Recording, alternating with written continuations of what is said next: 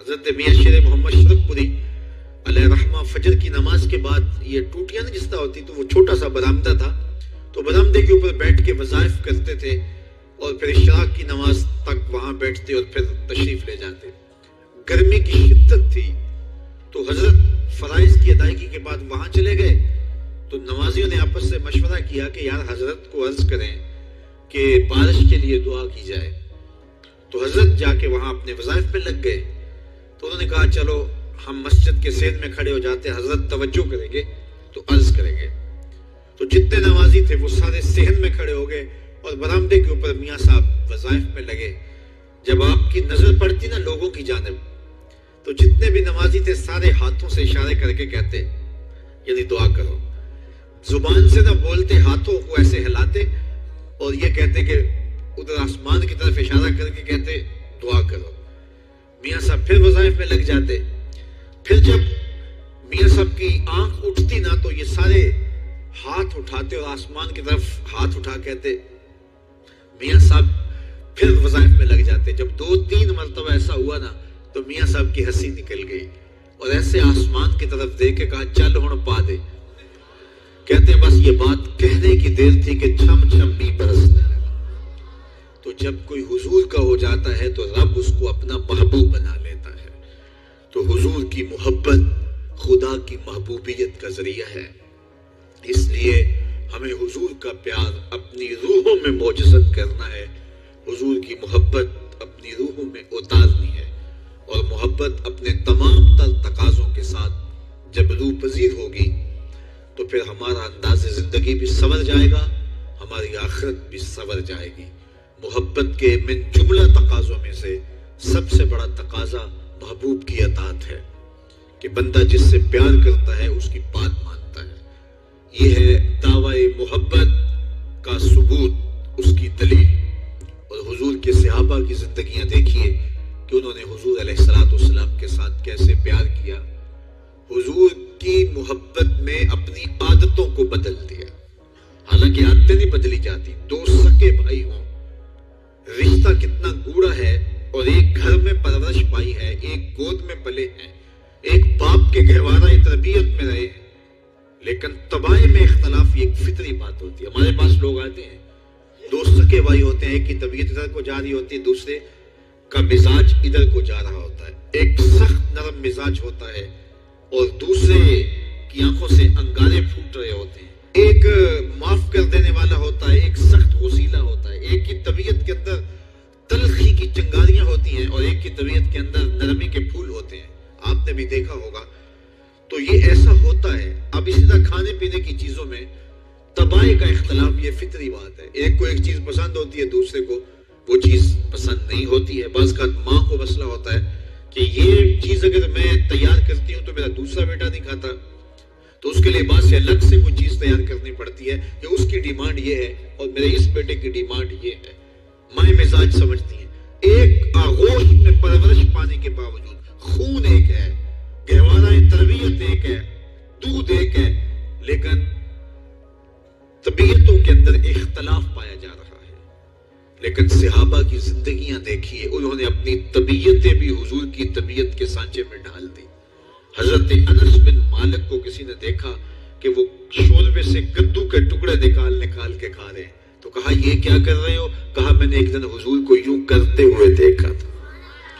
تو طباع کا اختلاف یہ ایک فطری اختلاف ہوتا ہے، لیکن صحابہ نے اس کو بھی چھوڑا اور حضور کی محبت کے سانچے میں ڈال دیا. پھر اس چیز کا انتظار نہیں کیا کہ حضور کا فرمان کیا ہے، حضور کی چاہت پہ اپنے مزاج کو بدلا. اللہ اکبر. حضور علیہ السلام مدینہ المنورہ کی گلی سے گزر رہے تھے. ایک گنبد نما مکان بن رہا تھا اور ایسے مکان حضور کو پسند نہیں تھے. تو آقا کریم علیہ السلام نے پوچھا یہ مکان کس کا ہے؟ کہا فلاں انصاری کا ہے. حضور گزر گئے، چہرے پہ تھوڑے سے ناگواری آثار حویدہ ہوئے. کسی نے اس صحابی کو بتا دیا کہ حضور گزرے تھے، تیرے مکان کو دیکھا، شاید پسند نہیں آیا. 2-4 دن کے بعد حضور دوبارہ گزرے، دیکھا کہ وہاں ملبے کا ڈھیر پڑا ہوا تھا. सहाबी को बुलाया गया, कहा मैं परसों तरसों गुजरा था, तेरा मकान देखा था, ये क्या हुआ? अर्ज की मैंने गिरा दिया है। फरमाया क्यों? अर्ज की सुना था आपको पसंद नहीं, सुना था आपको पसंद नहीं। मैं और आप देखें हमारा क्या क्या हुजूर को पसंद, सर से लेकर पांव तक, निजी जिंदगी से लेकर सियासी जिंदगी तक, अपने उमूरे जात से लेकर के अपनी मुआशरती जिंदगी तक, हमारा क्या क्या हुजूर को पसंद नहीं, और हर वो चीज बदल दें जो हुजूर को पसंद नहीं। मुहम्मद दी ज़ियारत मुहम्मद दे रंग विच, ए ठगबाजियां जाने प्यारा मुहम्मद सल्लल्लाहु अलैहि वसल्लम। मेरे शेख कामिल का एक शेर है, और वो शेर इतना वजनी है कि अगर मेरे पास जवाहर लाल मोती हो और मैं एक परड़े में डाल दूं और एक परड़े में ये शेर रख दूं, तो ये शेर फिर भी भारी होगा। यारी ला तू पाक नबी संग, ए पर पूरी यारी, फिर दरूद कबूल है तेरा, लख न लो एक बारी। 1.25 लाख मर्तबा दरूद पढ़ना एक तरफ, और एक दफा हुजूर की जात पे दरूद पढ़ना, उनकी मोहब्बत के सांचे में यूं ढल करके जो वो कहते हैं वो मेरी जिंदगी का अमल है, ये उससे वज़नी है, ये उससे भारी है। तो हुजूर की मोहब्बत, हुजूर के एक सहाबी थे, वो हुजूर को मिलने आए और आए थे बहरीन से। अच्छा, उन्होंने हुजूर को सलाम किया तो हुजूर ने रुख फेर लिया, नाराजगी का इजहार किया। तो वो समझे कि शायद हुजूर ने ऐसे ही रुख फेरा है, तो जिधर हुजूर ने रुख फेरा वो उधर जाके सलाम करते हैं। तो हुजूर ने फिर रुख फेर लिया, समझ गए कि हुजूर नाराज हैं। अब उन्हें समझ ये नहीं आ रही थी कि नाराजगी का सबब क्या है। वो असहाबे रसूल से पूछने लगे कि हुजूर मुझसे नाराज लगते हैं, आप में से कोई बता सकता है कि हुजूर क्यों नाराज है? अल्लाह अकबर। आज तो कोई बड़ा बाप हो, मुर्शिद हो, उस्ताद हो, नाराज हो जाए और शागिर्द को नाराजगी की वजह मालूम ना हो, तो वो उल्टा नाराज आगे से हो जाता है कि मैंने जुर्म क्यों किया है कि उस्ताद का मिजाज बिगड़ गया है। अल्लाह अकबर। लेकिन जरा देखिए, रंग देखिए मोहब्बत के। वो सहाबा से पूछता फिरता है कि हुजूर मुझसे नाराज हैं, मुझे बताइए कि क्या सबब हुआ। तो उन्होंने कहा कि ये तेरे हाथ में जो सोने की अंगूठी है, इससे हुजूर नाराज है, क्योंकि हुजूर इसको मना कर चुके हैं। उम्मत के लिए सोना चांदी हुजूर ने उम्मत के मर्दों के लिए मना फरमा दिया। सिर्फ 4.5 माशे से कुछ कम की अंगूठी चांदी की, और वो भी अदद में एक हो, शरीयत ने जायज रखी है। अगर 2-2 माशे की 2 होंगी तो फिर भी जायज नहीं। औरत को जायज है 10 अंगूठियां पहने, सोने की पहने, चांदी की पहने, ये उसका जेवर है। मर्द को जेवर की जरूरत नहीं है, जीनत की जरूरत नहीं है। लिहाजा मर्द के लिए एक अंगूठी रखी गई है, वो भी इसलिए कि अगर वो कहीं मुश्किल में हो तो उसको बेच करके 2 वक्त का खाना ले सके। बाकी उसके लिए अंगूठी 4.5 माशे से कम का चांदी या सोना एक माशा ही क्यों ना हो, उसके लिए जायज नहीं है। तो उसने सोने की अंगूठी पहन रखी थी, लेकिन उसे हुर्मत का पता नहीं था। तो उसने कहा कि हुजूर मुझसे क्यों नाराज हैं? तो सहाबा ने कहा शायद ये इस अंगूठी की वजह से नाराज है। तो उसने ये नहीं कहा कि मुझे तो पता ही नहीं था, मेरा क्या कसूर। खैर, उसने अंगूठी उतार के हुजूर को पेश करते कहा, हुजूर आप इस वजह से नाराज हैं? हुजूर ने अंगूठी पकड़ी और ऐसे फेंक दी। नाराजगी की वजह खत्म हो गई, वो बैठ गया, बात शुरू हो गई। अल्लाह अकबर। जब सिलसिला कलाम होता रहा, जब मजलिस बर्खास्त हुई, लोग उठ के घरों में जाने लगे, वो भी उठा और उल्टे पांव से पीछे चला। तो किसी ने उसको कहा वो अंगूठी तो उठा लो, सोने की अंगूठी है, कीमती है, चलो तुम्हारे लिए पहनना जायज नहीं, तुम्हारी बीवी के लिए तो जायज है।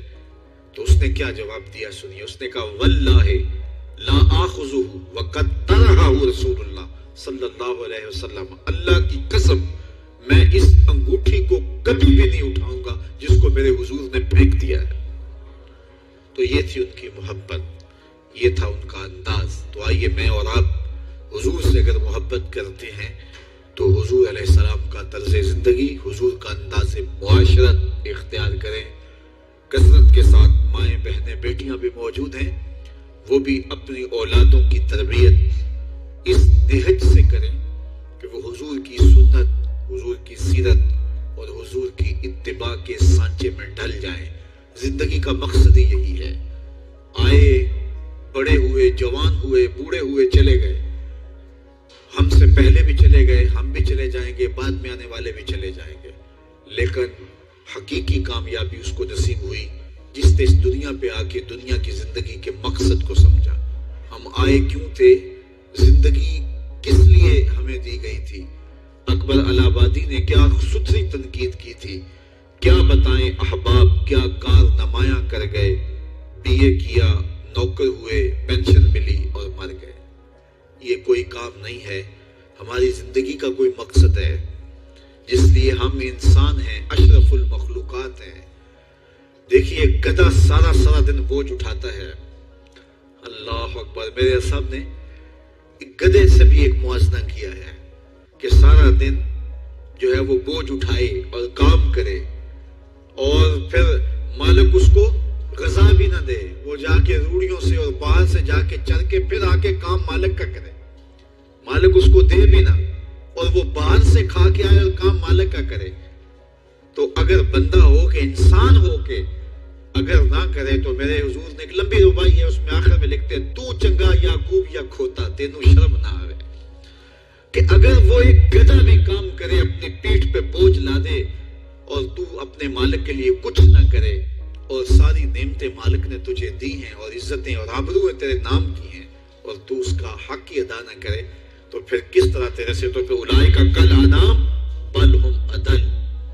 فرمایا تو چوپایا ہے بلکہ چوپایوں سے بھی بدتر ہے. تو میں اور آپ اپنے آپ کو انسان ثابت کریں. آج موقع ہے. سے ثابت نے اجے حواس تیرے، سے ثابت نے اجے حواس تیرے، کر لے نیکیاں رج کے تو. اڑیا رب رسول کیوں بھول بیٹھو، آ رب رسول ول بج کے تو. آئی موت ایتھے رہسن کم تیرے، آئی موت ایتھے رہسن کم تیرے. نیکیاں کر لے بج کے تو، کی آنکھ سن لوگ یعقوب تینوں، جب ٹر پیوں سر منہ کج کے تو. وہ وقت آئے گا جب تنیاں باندھ دی جائیں گی، جب دونوں جانب سے کفن باندھ دیا جائے گا، پھر پردہ ہٹا کے دیکھا جائے گا، پھر بند کر دیا جائے گا. وہ لمحے کتنے دردناک ہوں گے، وہ گھڑیاں کتنی دردناک ہوں گی. آج مجھے اور آپ کو اللہ نے موقع دیا ہے تو آج حضور کی سیرت کو اپنانے کا، اپنی روحوں میں اتارنے کا عزم کر کے